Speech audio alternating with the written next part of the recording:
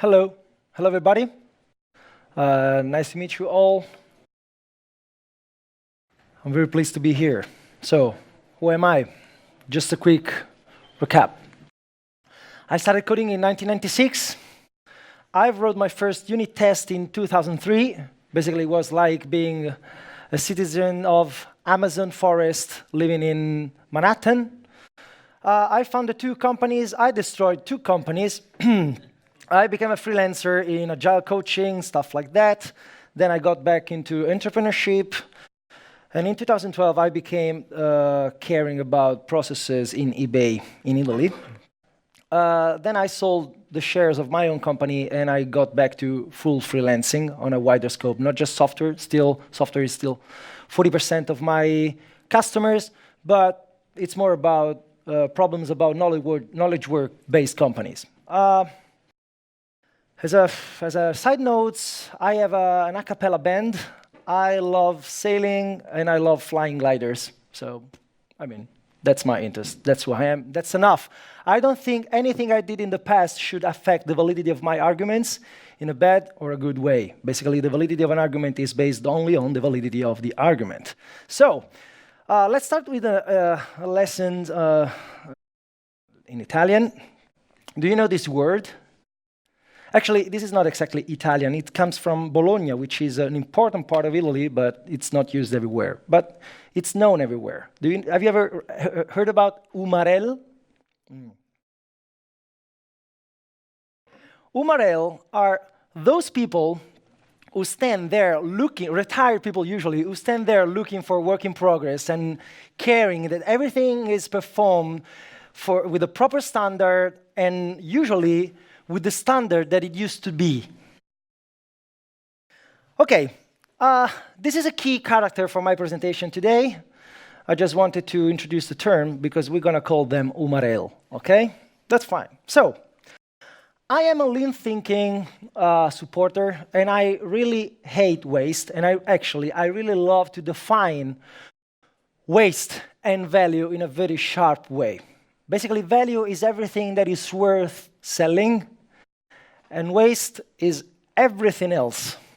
It may be even harsh if you think that for the consequences that we will see, but still, this is something that I want to keep in mind for the rest of the presentation, okay? I hate muda, which is the Japanese word for waste, one of the Japanese words for waste, and I want to keep my eyes on generating as much value as I can. And since 1996, I've seen a few ways with which we cannot generate value in IT projects. And it's always been the same kind of stuff. I collected some 3, 4 maximum patterns which I saw IT projects failing for. One of the main pain points for me is that I lost so much time in explaining myself. When I got hired, when I found a customer, when I have to convince my colleague, when I have to talk about, let's say, like doing pair programming, when we are debating about how we want to do the things rather than what to do. This also, especially as an entrepreneur or as a freelance coder, it was trapped in a specific step of the process. It was in the negotiation. It was like, again, we got a new customer, and this is almost bad news. Instead of cheering for the fact that we had a new customer, we were like, oh no, we have to go into that specific meaning of negotiation that we use in the IT, which is estimation. This is how we call negotiation in IT is called estimation. And basically, the point of estimation and negotiating contracts is about the lack of knowledge on the final outcome of the project, but mainly it's about the lack of trust. Basically, in my own experience, so you cannot take it away from me, the main reason for having contracts when I was an entrepreneur was because of the lack of trust, because with customers who already trusted us, it was much, much lightweight the process of getting new contracts. Maybe even no contracts. It was just a phone call, and can you please do that, that, and that? Okay, fine, it will be ready by the next week. Ciao, ciao, ciao, ciao. Do. So, lack of trust is a main problem. And sometimes, since we were selling time, basically if you're selling time and material contracts, or if you're selling even fixed price contracts, you're agreeing on an effort. You're agreeing on the time that you sell. This led to sometimes having to ask permissions to work the way I wanted. Because if someone is paying you to spend your time to deliver features, they'll never be happy about you running unit tests, or acceptance tests, or refactoring your code. For example, refactoring your code towards a supple design. Have you ever read the Blue Book? Yeah, I mean, that was the quote. And so, this pattern of having the customer snooping into what I was doing, how I was doing, rather than just caring about what they needed, is what brought me to this word again. So basically, I couldn't work without lots of people controlling the way I worked, because they were caring about the fact that I was selling the proper time for a proper price and not wasting the time that I was selling to them to, in the best scenario, to work for other customers, in the worst scenario, to play LAN parties. Now, let me ask you, how many practitioners of Agile are here? Whatever the definition that you give to the word Agile. Okay, just a few. And so, we share one love for value and root cause analysis. And maybe we share this love even with non-Agile practitioners which are in the room. The point is that I really love root cause analysis, no matter what. And I've been caring about the root causes of my problems in IT development since 2003. That's the reason why I started unit tests there. And, well, if we try to find, if we investigate the root causes of our failures in tech, then I found that problems are always about relationships, and technical problems are not exactly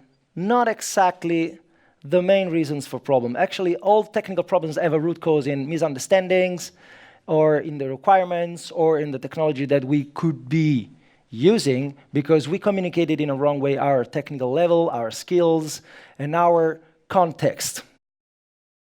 And so, if the root cause may not be technical, is there a purely technical reason at all? I don't think. The problem is always in how we communicate, which is not a fluffy statement. I'm not saying that we should just love each other and everything will be fine. Despite having a good relationship with your colleagues is a requirement for every good knowledge work-based products, this is not the goal. And I think that if, I'm here at KanDDDinsky talking about this stuff because I think that if we can talk about ubiquitous language and confusion about the terms and the ambiguity that terms have in the IT, then we should care also about confusion about terms and conditions. Because the ambiguity starts from the agreement. And many problems we have downstream have their root in the agreement that we shape with our customer. So, let me rephrase it. Since there is no point in discussing our process, if the process has been already constrained upfront by a contract, maybe signed up by someone else not living up with the consequences, then why don't we discuss the contract to fix those problems? It makes no point. I mean, if you are an Agile practitioner, it makes no point in talking about an adaptive process, an adaptive scope, and then the scope and the process are fixed in a piece of paper signed up 2 months ago by someone else who's not working hands-on on the project. This is a mismatch that ended up being in a blind spot of the discussion about Agile since since the very beginning. It's been 15 years now talking about agile and talking too little about the constraints that were set up front by the contract. If you are not an agile practitioner, any kind of process that you want to adopt,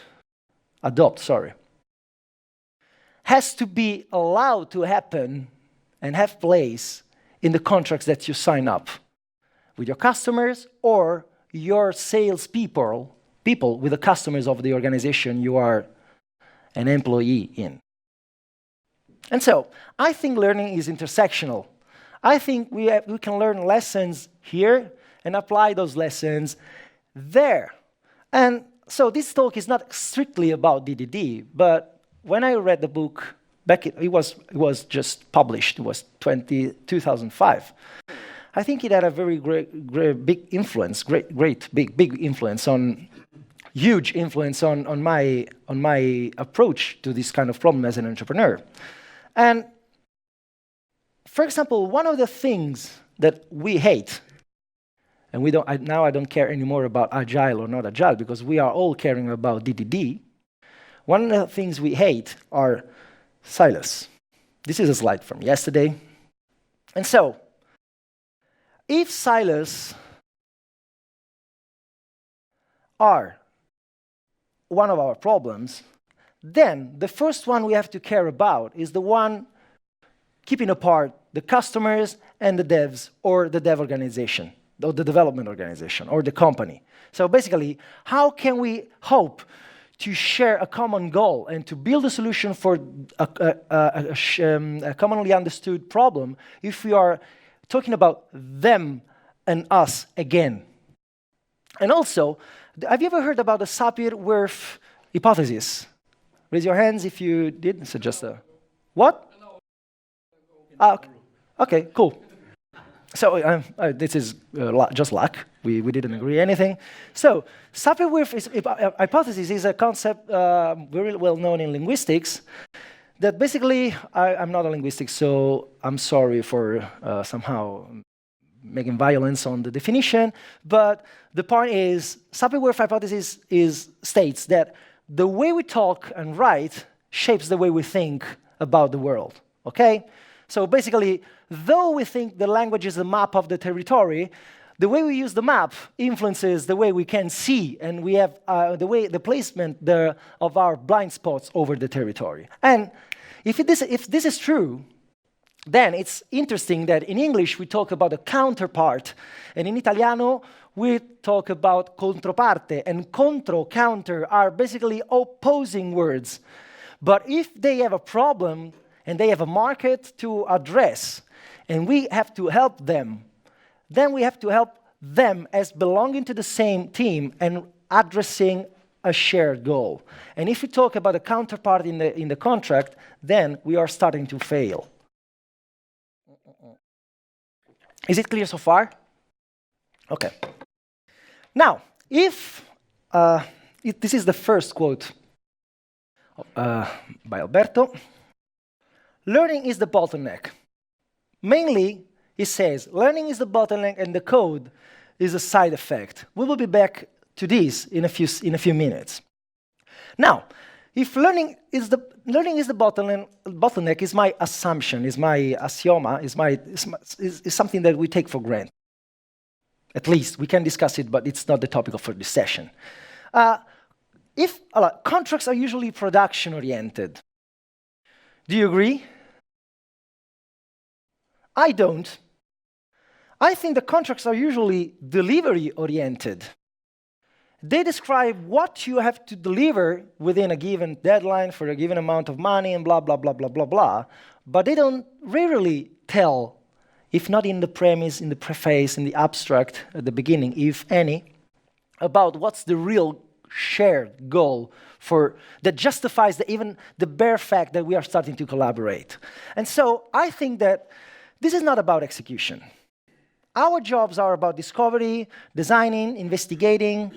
I mean, this is said, told, and retold. We are not working as a manufacturing chain. We're not even building houses. Have you ever heard about that?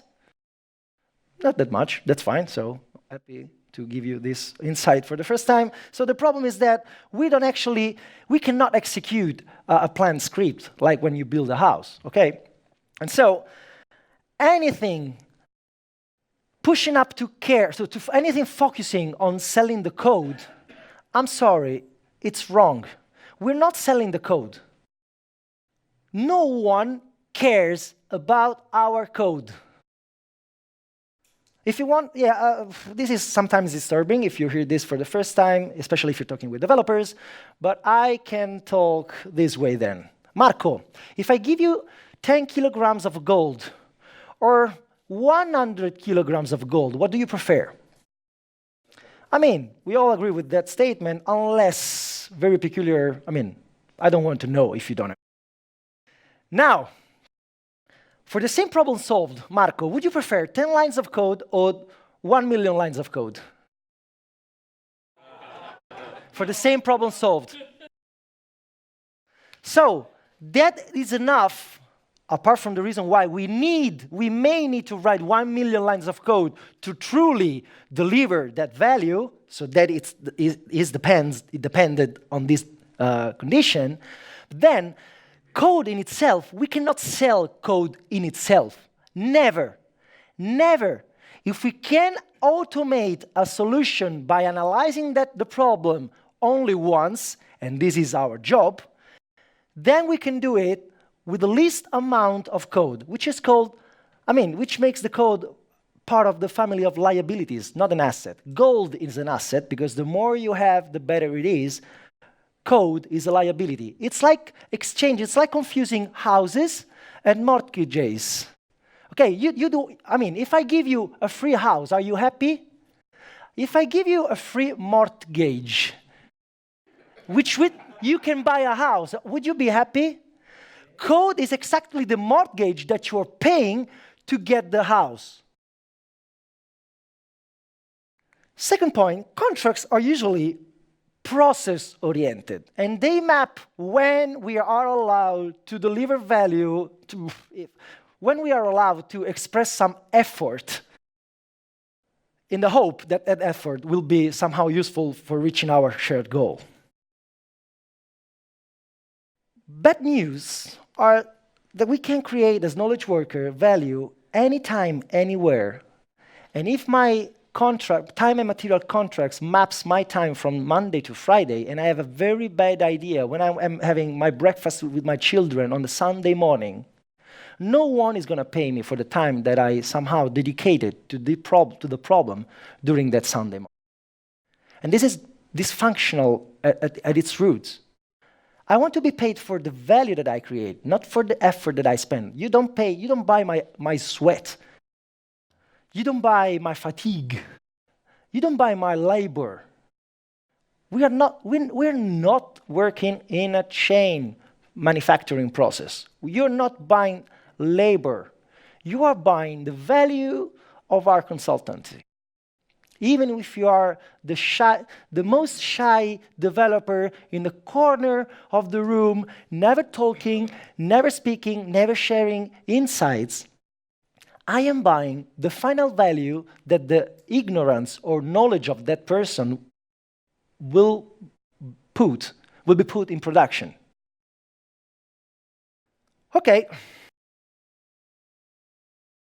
So, again to Agile, if we acknowledge the chance that terms will be ambiguous in code, and we know that the terms will be ambiguous because otherwise we wouldn't be talking about bounded context at all, then we have to acknowledge that terms will be fuzzy when it's time to define value too.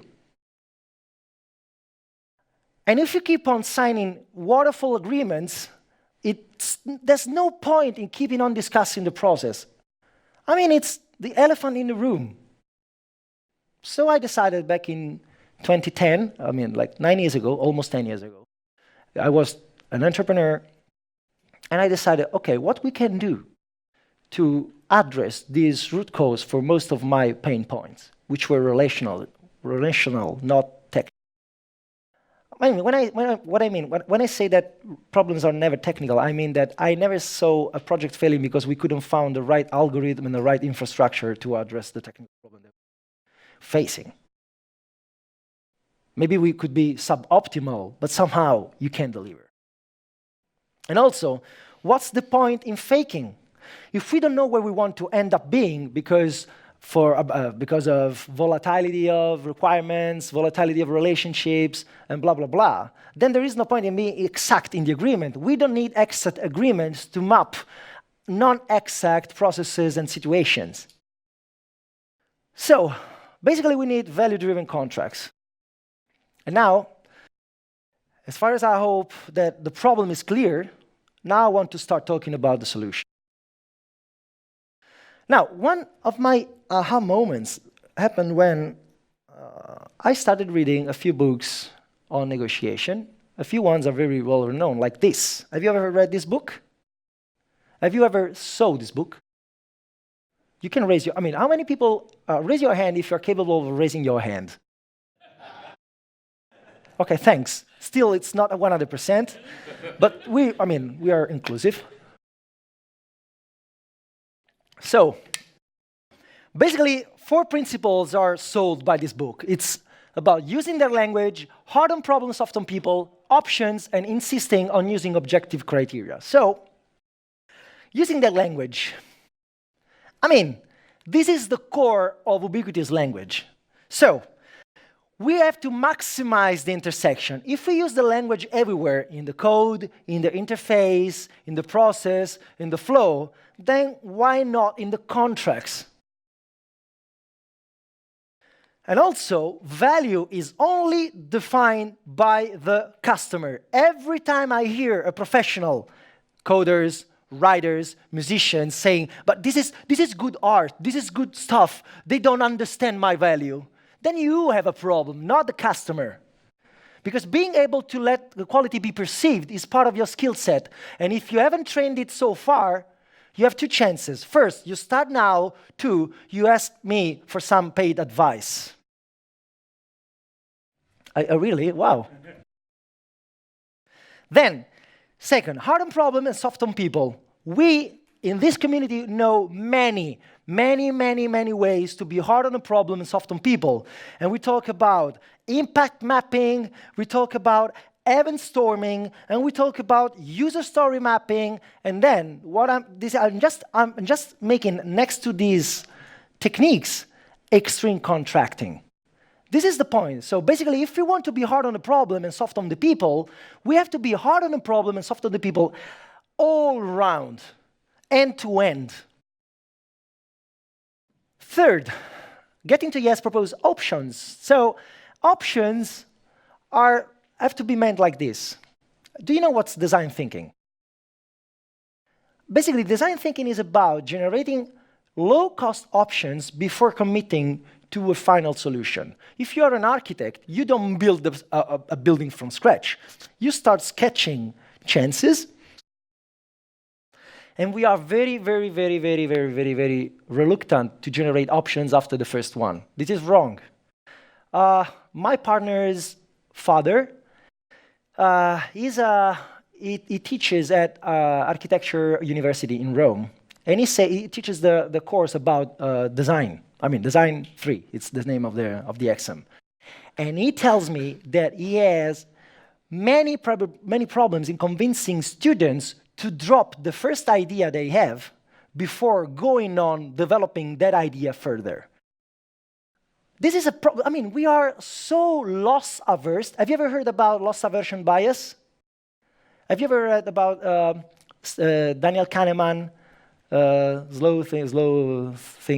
fast and slow? Yeah, thank you, that one. So, we are so averse to loss that we cannot let the first option drop, even though we know, from a rational point of view, that the second option, the third option could be better than the first one. This is a problem. We have to overcome this fear.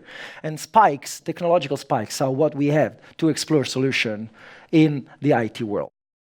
And so our contracts should allow for spikes to happen. Otherwise, we're not considering options. Last but not least, according to Getting to Yes, we should insist on using objective criteria. What's the value I'm generating? If my new feature improves your customer conversion by 10%, then we can multiply 10% more for average expense, and that's the value of my contribution. So any price lower than that contribution can be our price. But I hear you screaming, but our work is intangible. I cannot, I don't have a direct effect on my customer's business, so I will never be able to measure my value. Okay, this is hard, but it's not impossible. And so in extreme contracts, we define 8 principles that are about making that happen. I won't present the 8 principles one by one because it would take too long, and I don't want to be superficial. I mean, if you are interested in knowing, I will be here for other 2 hours, because today the point is another. So the only reason why I included these slides is that the 8 principles are just principles. And as Bruce Lee said, you have to obey the principles without being bound by them. Principles because all the solutions about contracting are context-dependent, exactly like any other technical, it always depends. And so I'm going to tell you a story, a real case, so that you are not free to tell that this is not possible in reality, but still, I will concede that this example may not fit your needs. But I mean, it's embedded, okay? I know it already. So let's remove this argument afterwards, because I know it already. It may not fit your needs. But I mean, I want to give you some concreteness to concepts I've been presenting. So, Codice Plastico is a company from Brescia. Brescia is a small but very productive town in northern Italy. That's where basically 1/4 of all the weapons we use in Western world are produced. It was, yeah, exactly, yeah. It was satirical comment. So, now, true story. It is so true that I want to start from the email that we sent our customer to find an agreement. So basically, the point was that we needed to develop a software for a startup, okay? So this introduces also already a few characteristics in the scenario, which may not be true for everyone, but you know, startups, so very volatile budget, maybe huge budget, but also not exactly, no one was sure that the things would be there in 4 weeks. Okay, so long-term agreements were clearly impossible. And so this is the proposal I decided together with Codice Plastico owners to present to this customer. So following our conversation, this is the zoom of this mail, okay? Following our conversation, this is to recap our conceptual agreement and a draft of a concrete proposal. Please consider this as a starting point and not a closed end point. First, we love supporting real business with real goals, and along the years, we have learned that this is not so common. Because, for example, sometimes they just have to burn some budget out, and this is not true for small startups. 2, having more demand than capacity, we have come to develop ways to select projects in which we can truly deliver value to our customers' business goals. Later, we will talk about what happens when you phrase things like this. 3, we like the idea that both we and our customers may mitigate the risk in the collaboration with the least end-to-end commitment on both ends of the deal. To do this, we act in 3 simple steps. Customer only pre-allocate a part of the budget at a time. We work for a small time-boxed, non-deadly lapse of time. At the end of the iteration, we cross-check. First, if the customer thinks they got enough value, then they pay and get the deliverable. 2, if the customer thinks we didn't deliver enough or that we are a scam, they are free not to pay and leave.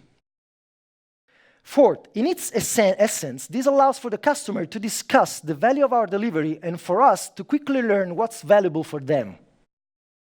5, in practice, every iteration we try to meet a business goal which is worth at least the price set for each one. That's it. This is an actual text of the mail. Now, the mail was followed by the price of the iteration and the length. The length was 5 days, very short, but a company that is capable of delivering 7 user stories per day doesn't have problem in delivering a bunch of user stories per week. And the price was obviously reserved, but it was fixed, non-negotiable. Nobody ever negotiated this price because no one negotiates a price that you are free not to pay. The mail was followed by an FAQ that I won't read here, but if you want, we can get back to this FAQ when you will have your own questions. So, best part is what the acquisition was very easy. Basically, I was telling, hey, customer, I'm going to work for free 5 days per week, and then in the end, you tell me if you want to pay me or not. Who says not? The quality of the customers was readily and quickly and early validated, because basically, are they capable of paying a part of the budget in 5 days? If they're not, why should they be capable of paying in 9 months? Are they asking for reasonable and truly business-anchored requirements, or are they just asking for stuff because they don't know what to do with the budget they have to extend? The quality of delivery, our skin in the game was there. Basically, we were working to show that we were capable of delivering true value every week. So, who can tell us that we're not serious? No one. Unless we deliver something that is not serious. But they are free to discover it for free. Almost for free, just waiting 5 days. Usually the time that other competitors asked for quotations. And then, all of a sudden, we got no UMRL effect anymore, because no one is caring what you do as long as in 5 days you show me something that is valuable, that is worth more the price you ask me. You see? And so, all of a sudden, we were free to refactor, to set up Docker containers. We were free to refactor our code, unit test our code, to do prototypes on paper, whatever. We were free like in freedom, okay? And also, the lack of trust, which was the root cause of my problems, was acknowledged, because if they don't know us, they are right in being afraid that we are scam, that we are not skilled, that we are not honest. They have the right to feel that way. They don't know us. We know ourselves. It's too easy. So, the lack of trust was acknowledged and addressed. Basically, you'll see if you want to pay the money after you can put your hands on the product. The product is there. If you don't like it, tell us why. But then, if you like it, you get it. The negotiation was very easy. And so Muda was out of the door. It was like, that mail was our negotiation.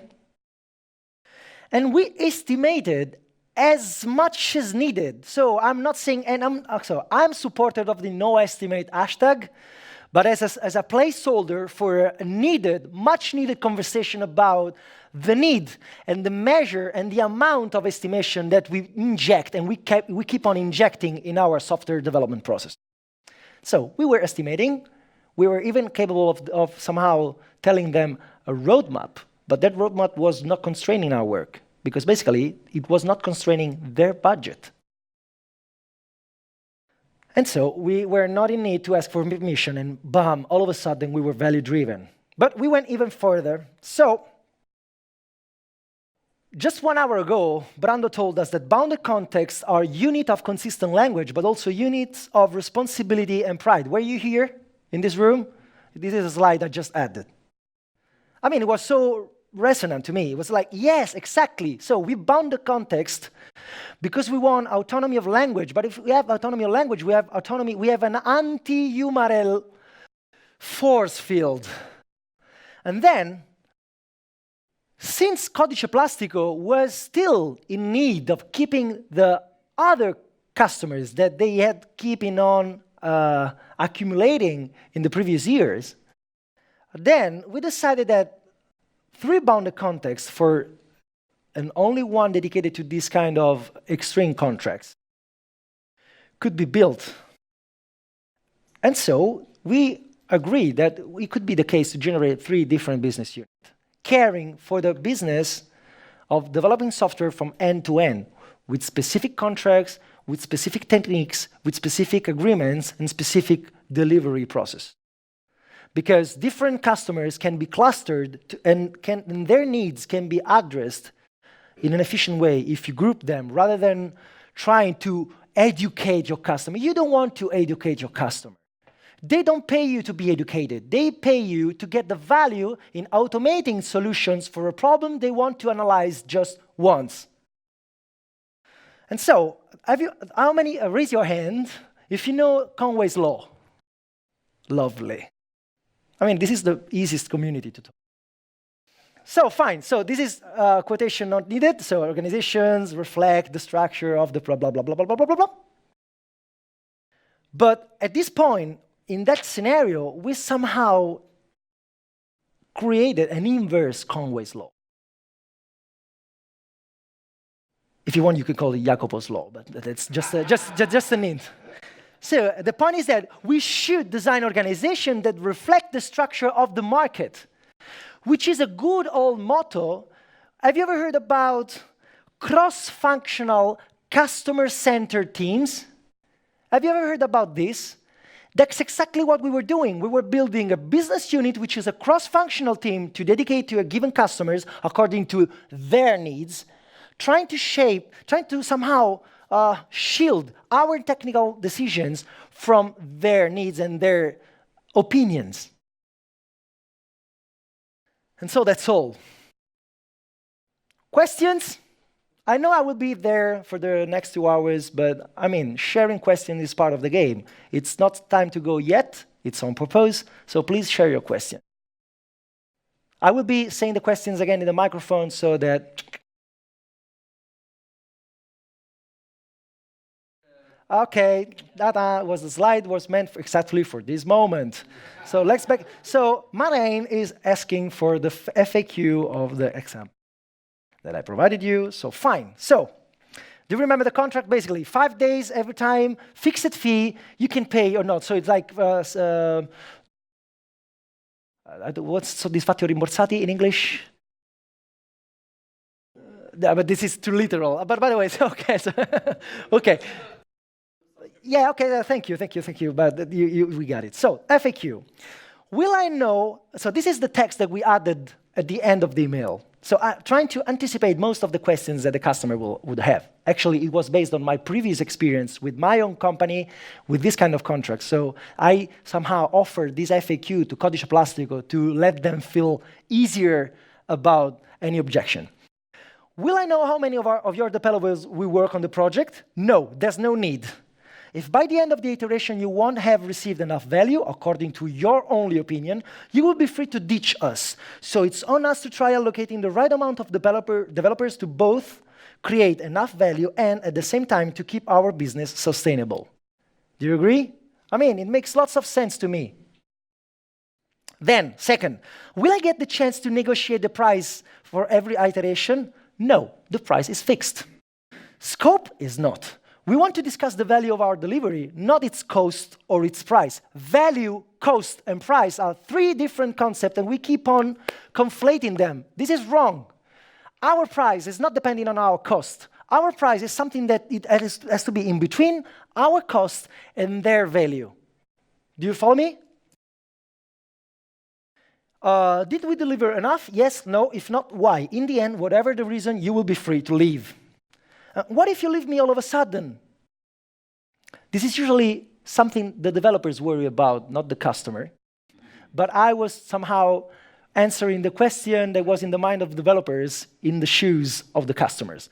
Well, the customer is not worried at all because, again, it's basically talking with people who say, I will deliver software for free, basically, and then you decide. So, what if you leave me all of a sudden? There's no need to leave a good collaboration. In case of bad collaboration, it is more likely that you will leave us using your opt-out freedom. If we meet a true end-to-end business goal every iteration, this may still happen at one point, but it's going to be much fairer than with a traditional fixed price scope agreement. So basically, this is an interesting side effect. Basically, the opt-out condition is also the normal physiological condition for the project to end. When the delivery gets too little, then there is a last iteration you work together, and then you're free. Then the project is over. May I delay payment of a single iteration? No. We mean the validation to be end-to-end. I want to know whether they are able to pay. And if they cannot pay 1 week worth of amount of job, of work, sorry, then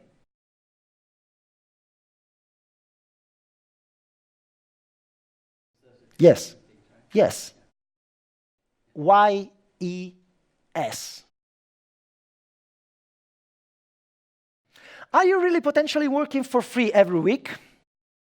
This is usually a question that developers do, but they make some. Along the years, we learned that there is no true safety net. We kept on finding ourselves working past a fixed price contract deadline, and finally we realized those days were equal to working for free. Have you ever worked 5 days later than a fixed deadline? Thanks for raising your hand. I really appreciate.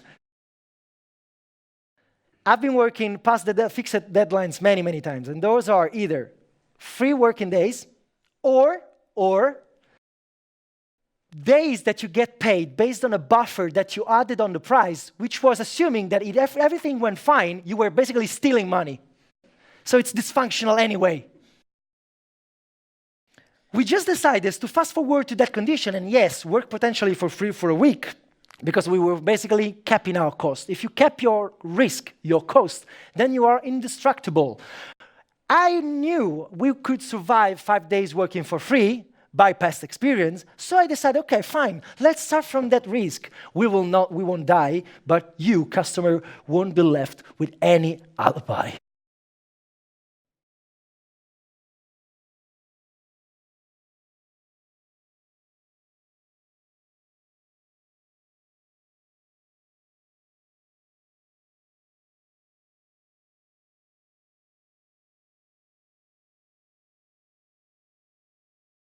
So the question is, how can I work this way with public administration or other contexts in which the regulation forces you to be less agile?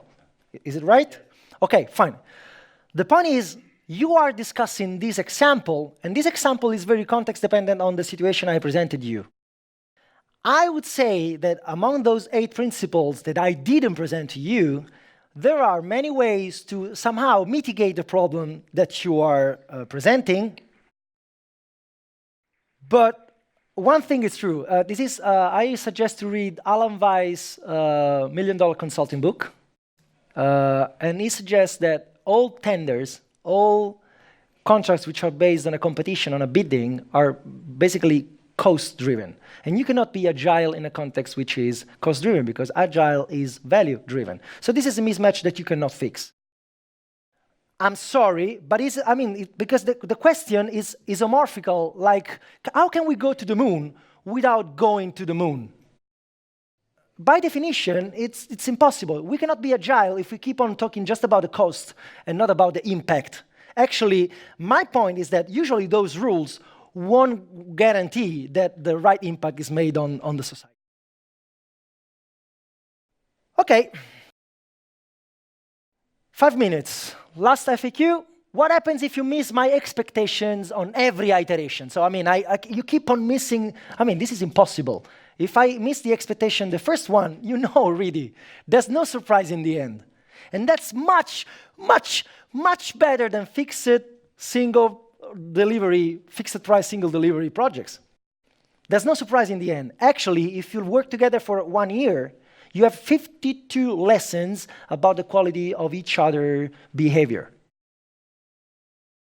So, last seconds to tell you that. I will be there, and if you want to know how would I address those problems, I have strong ideas for another presentation probably. If you want to keep up to date with the publishing of the English book, this is the newsletter. So Extreme Contracts newsletter, very easy. It's been 2 years now that I've been promising this book since the Italian edition. It's hard because it's not just a translation. That's the point. I'm trying to gather all the feedback. The only point of speaking Italian and speaking a language that is spoken only in one nation is that you can validate the content without leaking. So I wrote the book in Italian. I validate the content for 2 years. Now I'm ready to write a new edition of the book, which is not just a translation. It's a rewriting from scratch. Okay? So I'm sorry if I won't be, but if the publishing won't be that early, as early as you expect. If you expect any. So no fear of spam. On my homepage, you find in the homepage clear email. In clear, you find a phone number, so all social accounts. So basically, I filter spam efficiently downstream. So you can feel free to write me anytime, 24/7. And last but not least, dankjewel. No, it's well, vielen Dank.